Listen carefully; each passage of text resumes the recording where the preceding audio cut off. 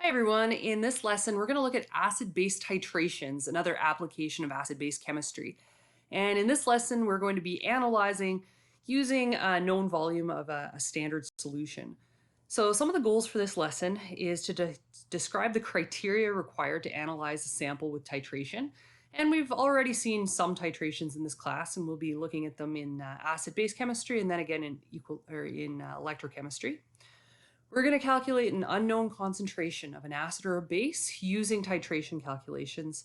And then finally, we're going to explain what a primary standard is and to describe why other standards must be standardized before a titration as well. So just down at the bottom, you can see kind of a picture of a titration with a burette and an Erlenmeyer flask there.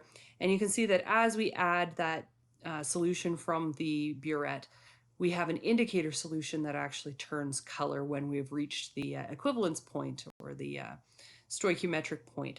So that's what we're kind of doing in here. We're trying to make it so that the moles of acid are equal to the moles of base. So here's kind of a review of titrations, just what they look like. Again, we've got a pipette or a burette used to measure out a set amount of acid solution into the Erlenmeyer flask. We add a few drops of indicator in step number 2 there. Usually this indicator that we've been using in high school is phenolphthalein, because phenolphthalein changes color around a pH of 8, and so it's useful for most of our applications. You can use other indicators as well, but they're a little bit more subjective because they will change color between a red and a yellow, and you kind of have to pick that orange value. In step number 3, you can see that we've filled a burette with a known solution, a standard solution of known molarity, and we also will know the concentration of it. So it's all of our known values. And then in 4, we're using the stopcock there to release small amounts of the base in the burette into that Erlenmeyer flask until we change the color in number 5 of the indicator color, indicating that we have reached that stoichiometric point. Titrations are for very, very precise chemistry. They're for a branch of chemistry called analytical chemistry. So a lot of precision is required in these calculations, and they can help us figure out what the concentration of an unknown solution is. So here are 3 criteria required to do a titration.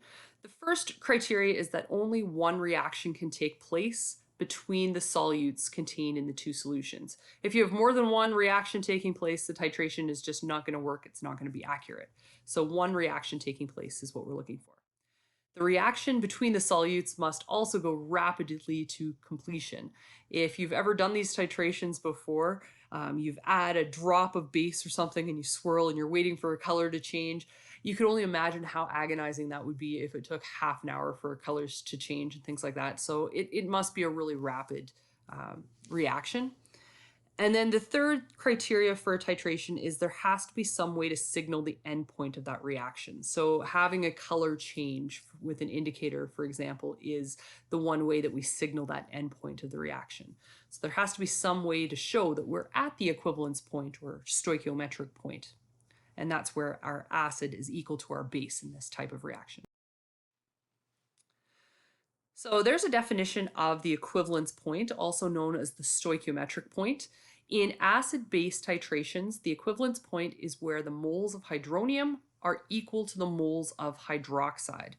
And you can see here in the little picture here, we've got a reaction between a strong acid and a strong base.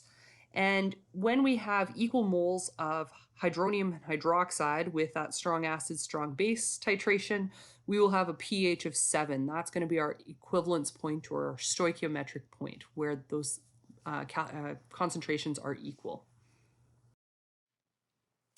So with this, we get a bunch of calculations that we can do. We can do some problems, some math to figure out what our unknown values are. So here's a typical titration problem question. It says a 25 milliliter sample of sulfuric acid requires 46.23 milliliters of a standardized 0.203 molar sodium hydroxide solution to reach the equivalence point. Calculate the concentration of sulfuric acid. Now, first off, you'll notice that it says it's a standard NaOH solution. We're going to talk a little bit later about what it means to standardize our solutions. And this is one of the reasons why it's 0.203 molar sodium hydroxide. So we'll talk about that in a second. Now, to do this problem, the first thing that we're going to do is we're going to figure out how many moles. I guess first off, we have to come up with a balanced chemical equation. So there's the first step in these titration problems. We're getting a balanced neutralization reaction.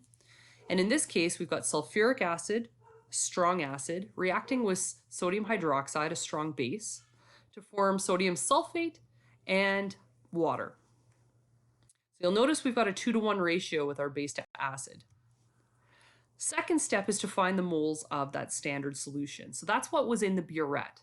So we've got a standard NaOH solution. We know the molarity, we know the volume, and so we're going to use that to calculate the number of moles. So I'm going to take 0.203 moles per liter, multiplied that by the 0.04623 liters. Okay, so I've converted that milliliters to liters just by moving the decimal place 3 times. And I get 0.0093846 moles. You're also going to notice that in these questions, because it is analytical chemistry, you want to keep as many decimal points as you can all the way to the end when we do our rounding for sig figs. Step 3 in this is going to be crossing the mole bridge. So we know we've got that 2-to-1 ratio of base to acid. So with this one, we're going to have to multiply by 1 sulfuric acid divided by 2 NaOH to cross that mole bridge. Then finally, in the last step, we're going to calculate the molarity of the sample solution. Molarity is measured in moles per liter. We've got the moles already. The last step is to divide by the number of liters of the sample solution. So we'll divide by 0.025, and we get a final answer of 0.188 moles per liter. So with this one, you'll notice I've got 3 sig figs. Those 3 sig figs are coming from the 25.0 milliliter sample or the 0.203 molar sodium hydroxide solution. So there's the answer to the problem. Now, I know a lot of you are going to want to get lazy pretty quick because that's a lot of steps. So we can do this all in one step as well, as long as we have a balanced chemical reaction. All in one step looks like this. So here's kind of our plan. We're going from molarity of standard solution to moles of standard solution to moles of sample solution to molarity of sample solution. We can do all of that multiplication in one step and we get the same answer, 0.188 moles per liter. Here is another example of a practice problem where we're calculating the solution concentration as well. So there's an example in your notes and from your workbook. It says the equivalence point in titration is reached when 25.64 milliliters of 0.1175 molar potassium hydroxide solution is added to 50 milliliters of acetic acid. Now this time we have a weak acid and a strong base, and that's going to complicate things a little bit, but not with our calculations.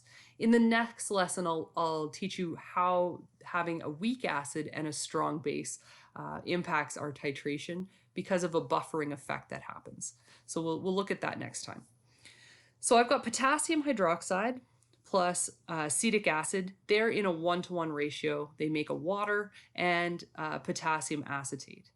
So again, what I'm doing is I'm starting with my standard solution, the potassium hydroxide. I multiply by the number of liters of that.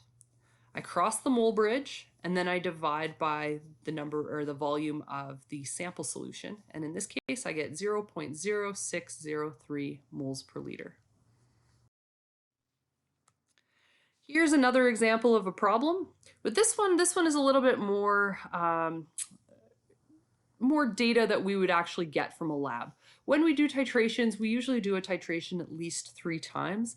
And if you take a look at the volumes of the NaOH from this particular lab, you can see why we do things a few times.